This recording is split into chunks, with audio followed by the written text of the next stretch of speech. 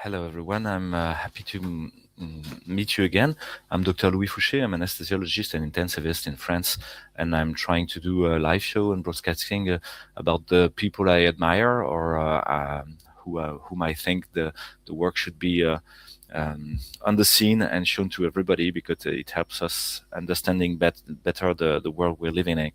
And today I have the pleasure to invite a friend and somebody I admire much, who is Mattias Desmet.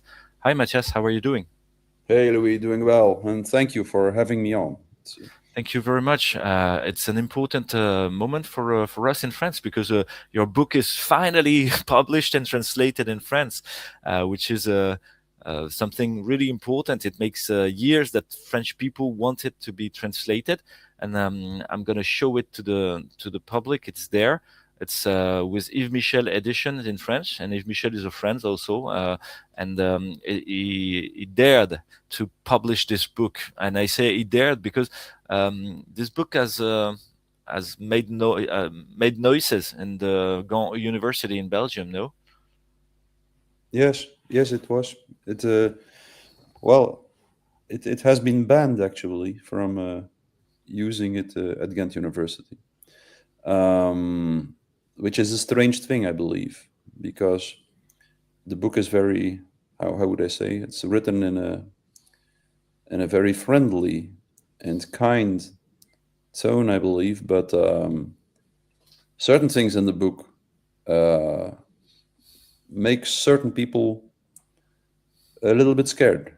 The book is all about what I believe to be a newly emerging totalitarian system, which is like a globalist and technocratic totalitarian system, uh, which we see, for instance, in Europe when um, something like the Digital Service Act is introduced or the European Shield for Democracy.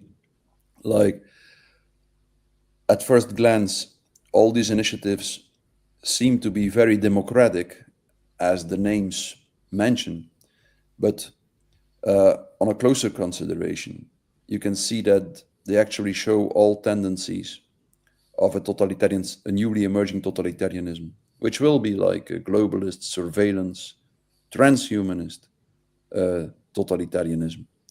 So that's why I wrote a book, as you know, Louis, during the Corona crisis.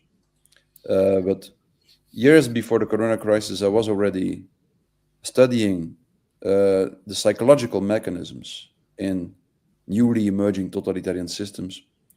But when the Corona crisis started, I saw so many things that were reminiscent of totalitarian dynamics that I decided to speed up the process and finish the book and publish it as fast as possible. Yeah, I put the reference of the book in French there at Yves Michel edition, and it's an occasion to introduce you to the French public who don't know you. You're a professor in the University of Gand in psychology, in clinical psychology and social psychology, and a lot of your work has been inspired by Gustave Le Bon and psychology of the crowds. How do crowds react? Not only the individual, but when they are gathering together and kind of find uh, a common framework, a common way of being, and maybe you shall explain to us about that and what you call mass formation.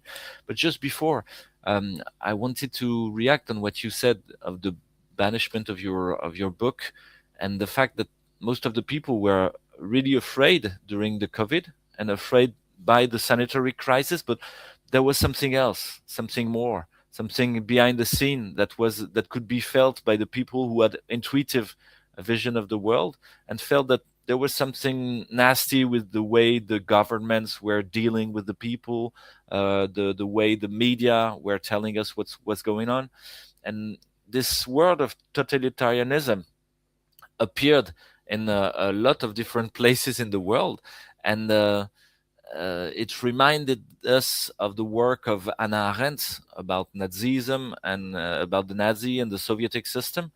But what I saw is around surrounding me, most of the people didn't want more fear. They already have the fear of the COVID. And when I was talking about totalitarianism or telling them to go and see your work, they were more afraid, and they said, "No, you cannot say that. We're not uh, in North Korea or thing like that." Just like if there was kind of a protective mechanism in their psychology, trying not to see the whole framework, not the whole pattern, because it was too scary. Absolutely. Yes. You know, maybe the most remarkable characteristic of newly emerging totalitarianism is the fact that the narratives um, in which people start to believe become utterly absurd. And the strange thing is that no matter how absurd the narrative becomes, people will continue to believe in it. And that's something that Hannah Arendt uh, described in her very important book, The Origins of Totalitarianism. Like, in a strange way, people are not capable anymore of taking a critical distance of the narratives that circulate in society. And that's where my work begins, I think. As you said, I uh, referred to the madness of the crowds, la psychologie du fou, c'est dit Oui.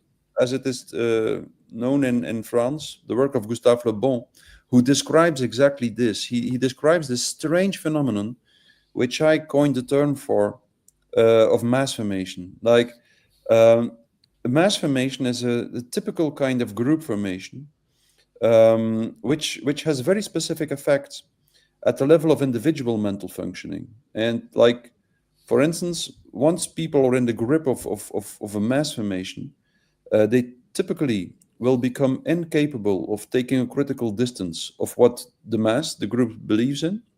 Secondly, very important, they typically will be willing to radically self-sacrifice. That's something very strange. We could see that, for instance, in the Soviet Union, when the mass formation started. Suddenly, the leaders of the Communist Party, they when Stalin condemned them to death, or usually without any reason, they just accepted it, saying such things like, "Oh, if that's what I can do for the Communist Party, I'm very happy to do it. So please do what you want." So the strange willingness to self-sacrifice is very strange in a mass formation. And then thirdly, the most important thing and the most dangerous thing is that people who are in the grip of a mass formation typically uh, uh, become radically intolerant for dissonant voices. So everyone who thinks differently should be first excommunicated and later on exterminated. And like this can go quite far. Like, there is a conversation of me on the internet with Shoref Eshtali, a woman who lived in Iran during the revolution in Iran, and who had to witness. She was the daughter of one of the mayors of a major city in Iran, and she had to witness on Friday evening how people were hung. People who were supposed to be traitors were hung by the regime. And one evening, she witnessed how a mother who reported her own son to the state uh, hung the noose around the neck of her son when he was on the scaffold. And once after he died on the scaffold, she was very proud to receive a medal of for heroineship.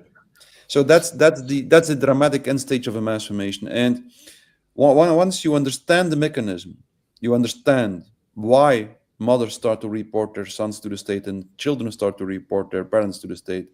And you also, and that's of course the most important thing, you start to understand what the only thing is that you can do when confronted with a mass formation. I emphasize what you just told us. First point is no distance, no critical distance from the wholly absurd things told by the system. Secondly, a self-sacrifice for this to maintain this collective hypnosis and to maintain the system. And third, the sacrifice of the others and the excommunication and then the murder of the people who are trying to warn about the absurdity or the incoherence, or who are trying to fight the to fight the different hierarchy of this new framework of this of the civilization of the society. And I can hear with those 3 points there is kind of a loss of the moral reference, the usual moral reference. When you tell us that a mother can say his son is guilty and watch him being hanged and receive a medal and being proud about that, it reminds me of the Red Khmer teaching the kids to kill their own parents, Yeah, and as a new normal, as we heard it during the COVID. exactly. In a certain way, there is a moral awareness in the masses, but it's only a collective morality. So that's a strange thing. Like all the it is as if individuals completely lose their awareness of their individual interests and also their individual ethical awareness. But at the same time, there is like a group awareness which becomes extremely strong, and in which people are willing to sacrifice everything for the collective. So that's a strange thing. It's extremely important to understand that, like, many people talk about totalitarian systems as if they are a kind of dictatorships, which is not true. They are completely different. In a classical dictatorship, the psychological mechanisms are very simple. It's like, so people are scared of a small group of people whom they experience as having a huge aggressive potential, and consequently they just accept that this small group of people unilaterally imposes its social contract to society. That's a classical dictatorship. And like in a totalitarian, when a totalitarian system emerges, something completely different is happening. First, you have this mass formation, this process through which a certain part of the population, usually something like 20-25%, becomes so fanatically convinced of a certain narrative and a certain associated ideology that they are willing to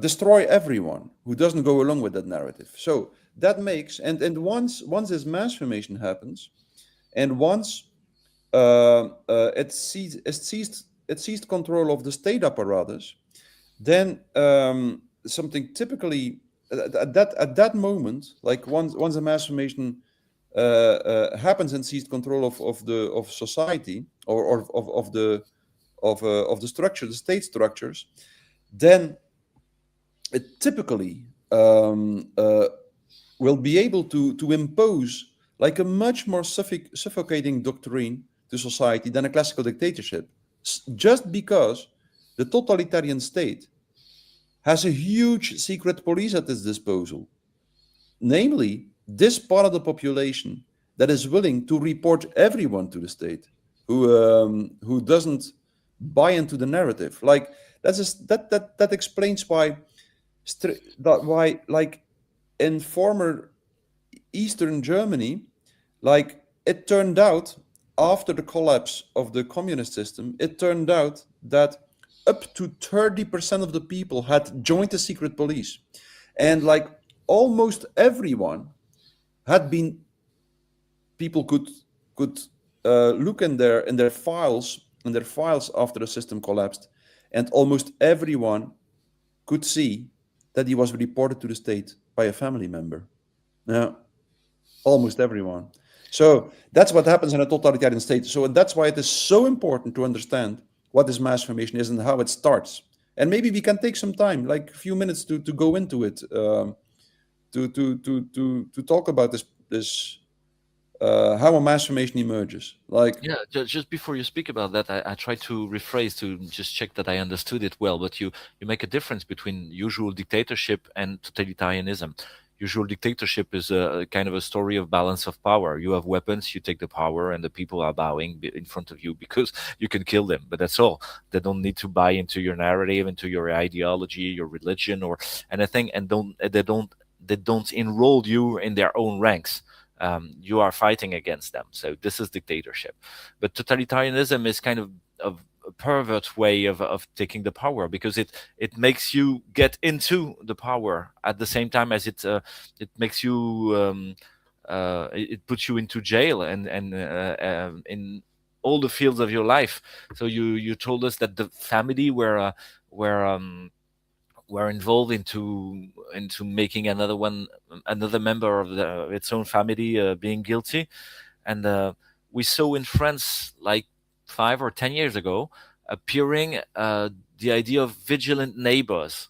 In every neighborhood, you had an eye, a very disturbing eye. This was the symbol of it, and it told the people you are connected to the police, and among you there is one person who is responsible to give the information to the police, and it's for your security. We are exactly. checking all your neighborhood, and we are reporting everything which is happening, and you can make part of it. I don't know if it exists in Belgium, but when I saw that appearing in France, I saw that it was not. It was really the borders between the different categories of the society were collapsing. The usual citizen were turning into policemen or secret services, as you said. Yeah, that's something that is one of the main characteristics of a totalitarian state, which is not there in a dictatorship, and which emerges everywhere. So that's very important. Like, um, to understand, like, the complexity of a totalitarian system.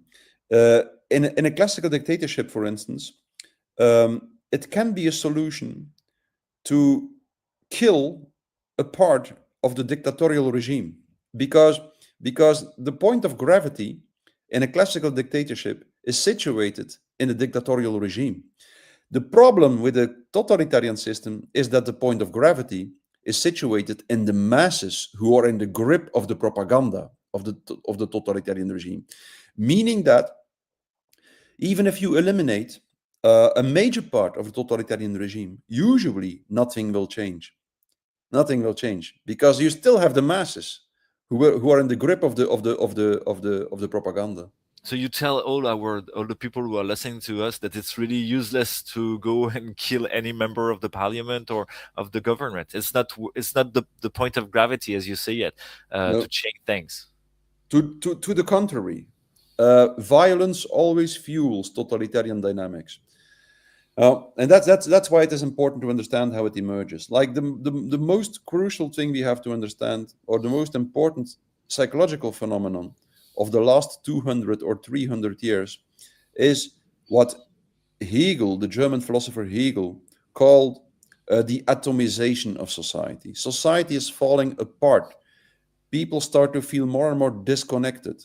People start to feel more and more lonely. And just before the corona crisis, uh, the percentage of people feeling lonely was like somewhere around in between 40 and 60% worldwide. Like, Theresa May appointed the Minister of Loneliness because she acknowledged this problem. The US Surgeon General mentioned that there was a loneliness epidemic. So very important. And then once people feel disconnected and lonely, they will typically start to struggle with lack of purpose and meaning in life. And we could see that was also very clear. Like, up to 60% of the people worldwide reported that they considered their own job to be a so-called bullshit job, a job without any purpose or meaning. And thirdly, once they are in this state, disconnected, lonely, lack of meaning making in life, something typically happens at the affective level, at the emotional level. People are confronted with with what I call free floating frustration, aggression, and anxiety, meaning a kind of anxiety that people cannot connect to a mental representation. People feel anxious but they don't know what they feel anxious for. And once people are in this state, it's in this state, and that's, I could refer to the wonderful work of Jacques Ellul in this respect. Once people are in this state, or that's the state where propaganda is very effective. Jacques Ellul didn't really go into the psychology of it, but I believe that's what it all boils down to.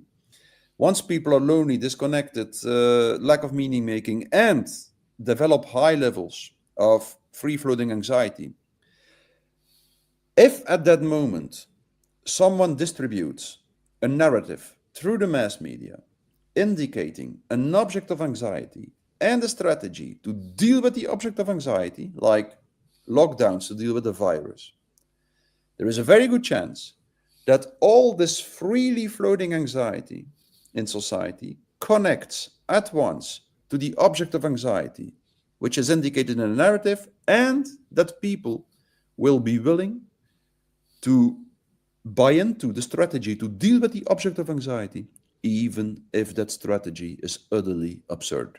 So that's what happened. In the Yeah, because Soviet Union, from the moment on, they buy on the propaganda, and they have a reason for this free floating anxiety. It's not free floating anymore. There's a reason for it. There's a sense and a meaning into their and in what they are doing. They're fighting against an infection. They're fighting against Russia or whatever. They have an enemy, and they kind of solve the problem of isolation and loneliness because they are connected to the others, repeating the same ritual narration. So exactly, yeah. exactly. So it's actually it's exactly the same mechanism as what happens at the individual level. When an individual is confronted with free floating anxiety, he might very well develop like an obsessive compulsive symptom or one or another hysterical symptom or something, exactly because the symptom connects the anxiety to a mental representation. Well, in a mass formation, exactly the same happens, but at the collective level. So the mass formation is like the formation of a collective symptom, which in this case means, for instance, in the corona crisis, suddenly all the anxiety was connected to the virus, and people were willing to buy into these, in my opinion, rather absurd corona measures, which, like, from the first week of the crisis onwards, I'm a clinical psychologist, but I'm also a statistician, and from the first weeks onward, I could see, and I published a paper about it in the first week, like, these statistics are absurd. And no matter how much or how many times I tried to show that to people, most people absolutely didn't want to see it. So this process of mass formation in the beginning stage, it shows us in a baffling way that people are not rational beings in the first place. People are emotional beings, and what they are looking for in the first place is not a narrative that is correct or from a rational point of view. It's a narrative that allows them to handle their emotions and their anxiety. So that's the first stage. The first stage of the mass formation is this process in which emotions are controlled in a more efficient way because of the mass formation. And then the second step, which you refer to already spontaneously, the second step is indeed that because so many people at the same time participate in a strategy to deal with the object of anxiety, people start to have the feeling of fighting a collective heroic battle, like the war with the virus, the war with Russia, the war with the Jews, the war with the aristocracy in the Soviet Union. People start to have the feeling that they fight a heroic collective battle, and they feel connected again. It seems as if they escaped their loneliness. I said it seems. That's crucial, because they didn't really escape their loneliness. Like, the very famous solidarity in the masses is actually not a solidarity, not a kind of love between individuals. It's a solidarity of an individual to the collective. The longer a mass formation exists, the more it sucks away all the love, all the solidarity between individuals, and injects it, replaces it by a solidarity between the individual and the collective, meaning that after a while, the solidarity with the collective, the bond with the collective, becomes much stronger than even the strongest bonds between it, between individuals. For instance, the bond between a mother and her child. So that's what happens in a mass formation. It's a terrifying process where all the energy is sucked away from the bonds between individuals and injected in a bond with the collective. That's why in totalitarian states, when Stalin died, millions of people were weeping and lining up at his funeral, even when they knew that he killed one, two, three, four of their family members. It's a very strange phenomenon, which is it's so important to see that in the final analysis, and that's what my book is about to a large extent, in the final analysis, the only remedy against totalitarianism and mass formation is the act of sincere speech. The people who are not in the grip of the mass formation, which is the majority, because it's only 20 to 30% which is really hypnotized. Like mass formation is identical to mass hypnosis. It is mass hypnosis. I could go into that in a technical way, but it would take us too far, I think. But once you understand that it's technically speaking a mass hypnosis, and that only 20 to 30% of the people fall prey to it, then you could see that the only solution is that the people who do not fall prey to it continue to speak out in a sincere way. Like, not in an aggressive way, not trying to convince the other, because that doesn't work. Much more important than trying to convince the other is just testifying to what you feel inside. Saying, like, look, you do believe in this narrative. Okay, you can do that. But to me, it feels wrong. And I will try to articulate what I feel inside and why, to me, this doesn't feel right. So Gustave Le Bon in the 19th century mentioned that already, that when a major mass formation emerges in a society, there is always a part of the population that doesn't fall prey to it, a major part. And of this, like 70, 80% of the people who do not fall prey to it, a very small percentage, 1, 2, 3, 4, 5, up to 10%, is willing to speak out because they feel it's dangerous. And only a small percentage of the people is willing to speak out. And when these people speak out, when these people try to wake up the masses, Gustave Le Bon said, they will typically notice that they don't succeed in waking up the masses, that the masses continue to weigh into the narrative. But, he said, the fact that they cannot wake up the masses doesn't mean that their voice has no effect. It has an effect. It makes sure that the masses do not go to the last stage of the mass formation, where the masses typically destroy each and every one who doesn't go along with them. So that's why it is so important to continue to speak out. If you continue to speak out, if enough people, a few percentage, don't have to be that many, continue to speak out, they will prevent the masses from going to the last stage, where the masses destroy each and everyone who doesn't go along with them, and finally also themselves. So when people continue to speak out, the last very destructive phase will be avoided.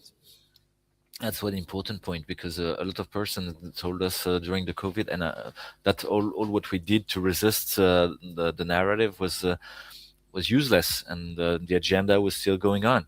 And I can't help but thinking, but if we hadn't done what we did, it would have been much worse. And we knew this moment where maybe the army could enter in the schools and mandatory vaccination for all the kids. It was that close, I think. It was that close. Yeah. They were really building camps. They had these plans to build camps for the non-vaccinated. Like a lawyer in New York showed me everything about that, and he said, like, we were that close to the point where the people who didn't want to go along with what happened were referred to camps. And so the demonstration on Saturday morning, all the people trying to sing together, make music in Quebec, in France, and in Germany, in Belgium, I think it was really much important, and we should not think that it was useless. Most of there's a kind of a natural history in this mass formation and totalitarianism, and there's a very close connection between this mass hypnosis and totalitarianism. It's not two different; they cannot live together, separated. I mean, and what's the natural history of the end of totalitarianism? Is there kind of a natural collapsing of it?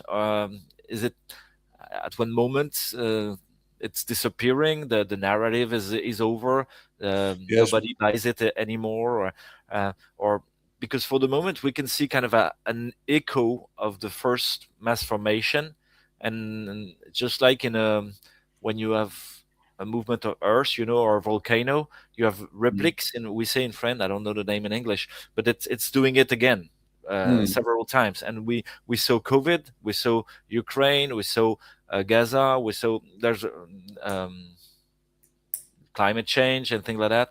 Um, the mass formation is continuing whatever the narrative is. It doesn't depend on the narrative. It's just a pretext, but the mass hypnosis is still going on.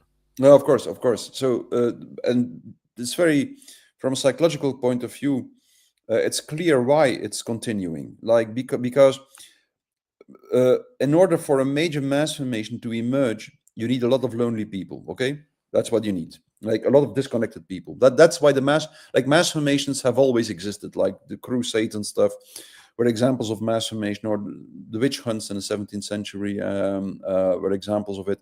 But they were much smaller and shorter lived. Like they didn't last that long. And now, since the 19th century, mass formations became a bigger, larger, stronger, lasted longer, and that's exactly why they could become the basis of a completely new state system, the totalitarian state. So totalitarian states did not exist before the 20th century because the mass formations didn't last long enough to build a state system on it. And now they last longer and longer. And the point is, like, uh, um, that's because of the percentage of lonely people that is increasing. There are more and more lonely people, more and more profound disconnectedness, and that's why the mass formations become stronger. But the problem is that every mass formation creates even more loneliness.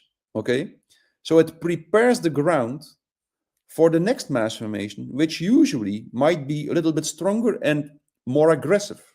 And um, that's what you could see, like in 2022, suddenly the war in Ukraine started, and like from the one day to the other, the corona narrative lost its psychological power. It was replaced by a new narrative. Psychologically speaking, all the anxiety that was first connected to the corona narrative was switched and was attached to Putin or the Russians, and so that's why. So, and when will it stop? Of course, it's a good question. When uh, mass formations in totalitarian states are always intrinsically self-destructive. Okay, so that's the good news. They are intrinsically self-destructive. But of course, the challenge is that the point is that they should destroy themselves before they destroy the people who do not go along with them. And that's the fatal mistake that happened in Germany and in Russia. Uh, uh, the people who resisted the system at a certain moment, 1930, in the Soviet Union, 1935, in Nazi Germany, at a certain moment, they decided to go underground and to stop speaking out in public space. And that's the point where the totalitarian system becomes completely destructive because there is no dissonant voice anymore that disturbs the hypnosis. So that's happened in 1930. The resistance stopped to speak out in the Soviet Union. Within 6 months, the destruction campaign started. In 1935, exactly the same in Nazi Germany. So there was emerging totalitarianism at many other places in the world. And there, it didn't continue. it didn't develop into a fully fledged mass totalitarian state. Probably, there are several reasons. Like countries have to be large enough for a totalitarian system to be able to emerge, but even countries that were large enough, sometimes or usually, the totalitarian system did not really go to the final stage or did not really emerge, and probably because there were people who continued to speak out. So that's what we have to learn from history. Stopping to speak out and going underground is not a solution. Of course, you can go underground to a certain extent, and it's good to form parallel networks. Perfect, something that has to happen, but not in a way to hide what you are doing. Strangely enough, it's the most important thing is that, and definitely it should definitely not lead to a situation where people stop to speak out in public space. That's the most important thing. Continue to speak out in a polite, calm way, not trying, or at least everyone has his own style, but usually aggressive behavior, also verbal behavior, will be counterproductive. It's like an unwavering, stable, determined, sincere speech from the soul that is most effective against totalitarianism. So that's probably, you can, if you look at it from a different perspective, like for instance, mass formations and totalitarianism in the end are the logical consequence of our rationalist, materialist view on man and the world. Yes? And this materialist view on man and the world, which believes that the human being is merely a material, biochemical entity, which it absolutely isn't, but in the materialist view of man and the world, people believe that. That's what this view on man and the world says. There is no space for ethical awareness there. Like, ethical awareness is just stupid. It's like when the human being is a merely biochemical entity, in most cases, people will conclude from that ideology that life is a relentless struggle to survive at the material level. And in this relentless struggle to survive, ethical awareness is just something problematic. You don't need it. It will make you weaker on the battlefield if you have ethical awareness. And so the solution to totalitarianism is at the same time the solution to materialism. It's finding an alternative way to look at man and the world, which is not materialist, and which places ethical awareness in the center of our existence, where it belongs. In the end, in the final analysis, contrary to what the materialist view on man and the world believes, I believe we are ethical beings, and I believe that our existence will only make sense if we acknowledge that we are ethical beings. If we get out of our bed in the morning, the first thing we have to ask ourselves is not, what is the smartest thing I can do today? The first thing we should ask ourselves is, what is the best thing I can do today in an ethical sense? Where can I do something good today? Where can I mean something to other people, for instance? And that's the first question. And when I'm talking about ethical awareness, I believe that the first and most important ethical principle for a human being is the ethical principle of speaking sincerely. That's the beginning. That's the beginning. That's why I give all these workshops. Hundreds of people have followed them by now on the act of sincere speech. I believe that's the essence. And that's what we lost. We lost during the Enlightenment culture, last centuries. Propaganda became the organizing principle of society. If you read all the founding fathers of propaganda, that's what they all stress. We have to manipulate people. If we want to organize this society, we have to manipulate the population.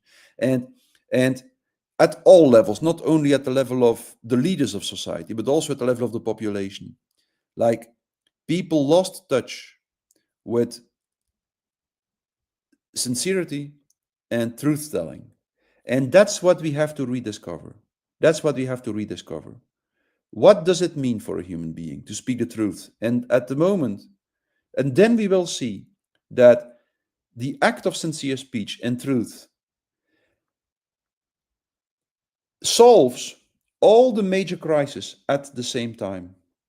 Like, it will recreate a true bond between a human being and its fellow human beings. It will recreate a new bond with nature, with society, with our own body, with our sexuality, and so on. It's the act of sincere speech that puts things in the right perspective and that connects things again.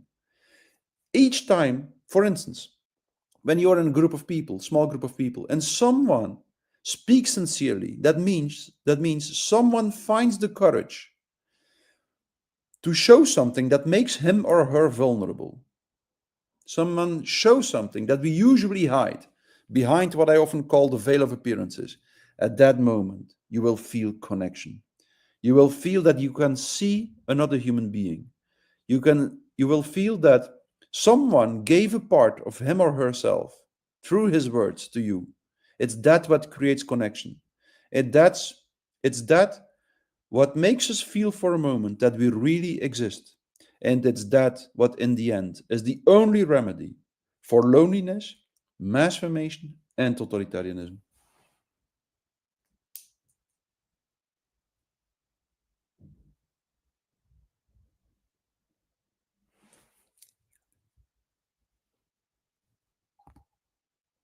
Sorry, I lost my microphone. Thank you much for this beautiful message, Matthias. I think it's a important and a precious take-home message for all the people listening to us.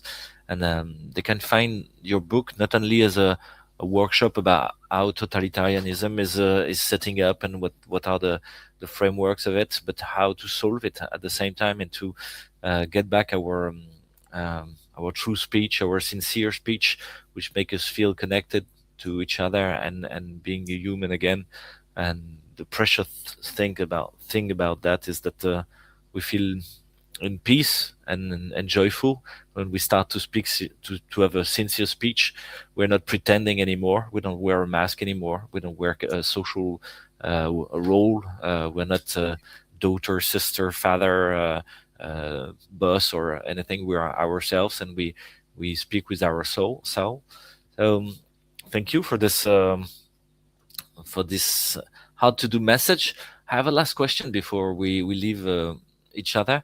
Uh, Now in France is happening kind of a crisis with the farmers, and the cattle is slaughtered massively by the authorities. And so we can find that this mass formation and this mass hypnosis is going on with the sacrifice of the cattle. They're not sacrificing humans, but they are killing all the cows. Um, and we can feel that a lot of people who didn't see how wrong it was before are starting to see it in plain light now. It's Mhm, obvious because it's absurd, because it's nonsense, and the mass formation, I think, is not working there. The people are mhm, not buying it, and it mhm, um, and the farmers are revolting. They're rebelling, and but you said that the violence and the rebellion were fueling the totalitarianism. Would you have any advice or any reflection about what's going on in France now for the farmers and the people surrounding them? Yes, of course, non-violent resistance is the best strategy, I believe. Non-violent resistance. So definitely resistance and definitely refusing to participate, no matter where you can, is extremely important. But the violence is almost always used by the system to create more support for the totalitarianism itself.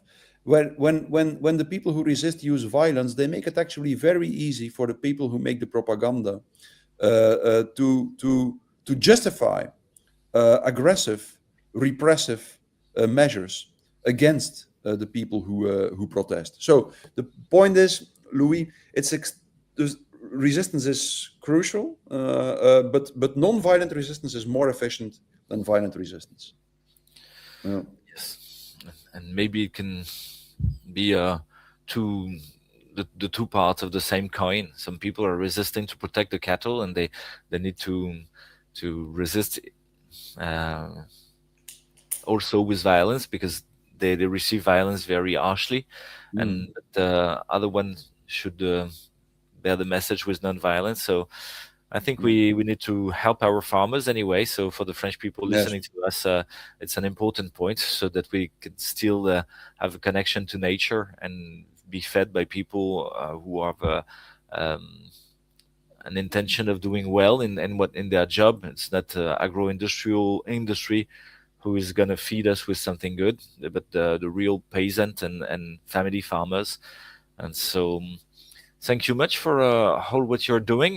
How you do you plan to pass to spend time in France and do workshop there or conferences, or how do people can find your job and your work? There's I'm this book translated in French, but I know there is a Substack also. There is a Substack, yes. There is a Substack indeed, French Substack. Um, yes. And at this moment, I still don't have a website. It's a little bit strange, but I'm not very much into technology, but I'm constructing one at the moment. So there should be a website soon. There is no workshops yet in France or abroad. I only give the workshops in Belgium and Holland, but I would love to bring them to France one day. And I will let you know, Louis, if it's yeah, With pleasure. If we can share yeah, that, and maybe you can try and speak in French because I know you understand yes, it, but yes, you're shy in with the concept in France maybe, and yes, it's easier in English. yeah, But I think that would be important that you come in France and have speech there, have sincere speech there. So Dieudonné is helping a lot. You can see there the name of Dieudonné there, who is helping translating the yeah, Mattias works and yeah. publishing in its own Substack and also on his website. And you can find the book there at Yves Michel edition. Um, I Wonderful. think it's important to share that with everybody around because we heard a lot about totalitarianism, but I think you're the one giving one of the um, most efficient framework of it because it's not only about complaining and saying, "Oh, poor us, we're gonna all die in the totalitarian We storm." won't. Mhm. But you open ways of resistance and so solutions.